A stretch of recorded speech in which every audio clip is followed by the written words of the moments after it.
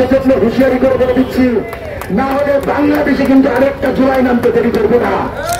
হাসিনা তো পালিয়ে গেছে, আপনারা কিন্তু পালাইতে পারবেন না যদি জুলাই সনদ সংবিধানে অন্তর্ভুক্ত হবে।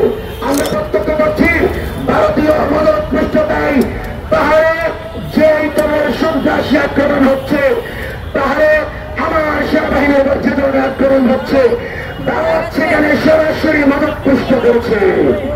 ভারতের ইন্দোরে পাহাড়ে ইউপিডিএফের মতো যে সকল সংগঠন, যে সকল সংঘারী সংগঠন এখানে দেশের স্বাধীনতা সার্বভৌমত্বকে প্রশ্নবিদ্ধ করছে, হুঁশিয়ারি করে বলে দিচ্ছি, এক ফুটা রক্তবিন্দু রাখতে বাংলাদেশের 1 ইঞ্চি মাটি আমরা ছাড়ব না। সরকারকে আমরা সতর্ক করছি, বহুবার বলেছি, আওয়ামী লীগের কার্যক্রম বন্ধ করেছেন, এদের রাজনীতির কবর রচনা করেন। চট্টগ্রামের প্রত্যেকটা সন্তান, প্রত্যেকটা জাতকে দ্রুত গ্রেফতার করে বিচারের মুখোমুখি করেন। জটিকা মিছিল করার সুযোগ দেন।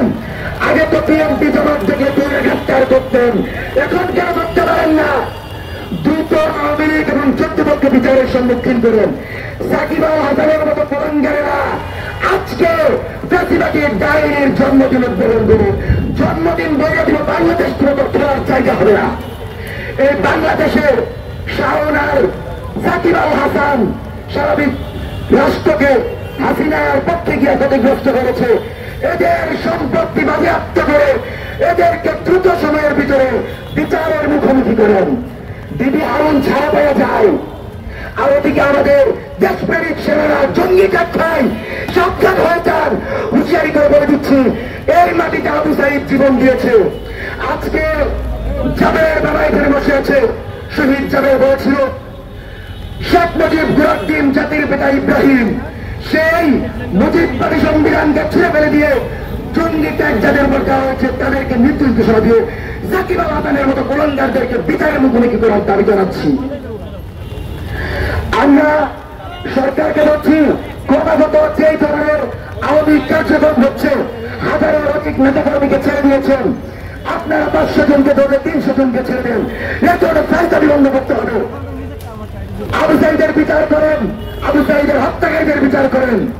আজকে জুলাইয়ের মাটিতে আমরা আওয়ামী লীগ এবং চট্টগ্রামকে দেখতে চাই না, আমরা দেশপ্রেমিক সেনাদেরকে জঙ্গি হিসাবে দেখতে চাই না, আমরা এদেশে কোন ফ্যাসিস্ট কাঠামো তৈরির প্রক্রিয়া দেখতে চাই না। আমাদের দাবি জুলাইয়ের পূর্ণাঙ্গ স্পিড ধারণ করে জুলাই সনদ দিতে হবে, যেখানে 47, 71, 75 এমনকি 24কে স্ব জায়গায় রেখে সংবিধান প্রণয়ন করতে হবে। সংবিধান প্রণয়নের জন্য 3 মাস 4 মাস বুঝি না, আমাদেরকে সময় দেন, আমরা 7 দিনের ভিতরে সংবিধান প্রণয়নের মধ্যে বাংলাদেশের একটা খেয়াল ইনশাল্লাহ। জুলাই সনদকে অবশ্যই গণভোটের মাধ্যমে পাস করতে হবে। কোন সরকার এসে যেন সেটা পরিবর্তন না করতে পারে। সংসদে যাওয়ার আগে মনে রাখতে হবে, এই জমিনে আবু সাইদ জীবন দিয়ে গেছে, এই জমিনে শাপলা ঘটেছে, পিলখানা ঘটেছে, বিচার করতে হবে। সংসদ ঘেরাও করতে 1 মিনিট চিন্তা করবে না, জুলাই সনদের পেছনে কিছু হয়।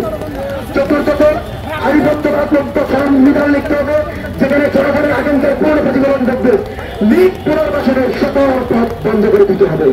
লালন প্রতিস্থিত করে বাংলাদেশের প্রেসিডেন্টের নির্বাচনে অংশগ্রহণের সকল পথ চিরতর বন্ধ করে দিতে হবে। পার্বত্য অঞ্চলে আবারও বলছি, আমাদের স্বরাষ্ট্র উপদেষ্টার কণ্ঠে বলছি, ভারত মদত পৃষ্ঠতা দিয়েছে, সেজন্য পার্বত্য চট্টগ্রামে অতি দ্রুত স্থায়ী সেনা ক্যাম্প করতে হবে, যার মধ্য দিয়ে এ সকল ভারতীয় দালালদের এবং সন্ত্রাসীদের দ্রুত বিচারের মুখোমুখি হতে হবে। দেশপ্রেমিক সেনাবাহিনীতে আমরা দেশের জন্য কাজ করতে পারছি। সর্বশেষ আজকের এই সংবাদ সম্মেলনে সাবেক শীর্ষ সেনা কর্মকর্তাদের উপস্থিতিতে আমরা আমাদের দাবি জানিয়েছি। আমরা বিশ্বাস করি ইন্টারিম অতি দ্রুত দাবিগুলো বাস্তবায়ন করবে, না হলে বাংলাদেশে কিন্তু আরেকটা জুলাই নামতে দেরি করবে না। হাসিনা তো পালিয়ে গেছে, আপনারা কিন্তু পালাইতে পারবেন না যদি জুলাই সনদ সংবিধানে না দেয়। 72 সংবিধান মুজিববাদী বাকশালী সংবিধানকে ছুড়ে ফেলে আধিপত্যবাদ মুক্ত ভারতীয় আধিপত্যের বিরুদ্ধে সংবিধান দাঁড় করতে হবে। সময় যদি হয়, সেনা কর্মকর্তা সহ দেশপ্রেমিক সকলকে নিয়ে বিপ্লব রোধকে আমরা জুট করতে প্রস্তুত। সেজন্য হুঁশিয়ারি করে বলে দিচ্ছি, দেশের প্রয়োজনে ভারতের বিরুদ্ধে লড়াই করার জন্য এক জাত তরুণ আউটসাইডার সৈনিকরা এখন জীবিত আছে। সংবাদ সম্মেলন আজকে এখানে সমাপ্ত করছি।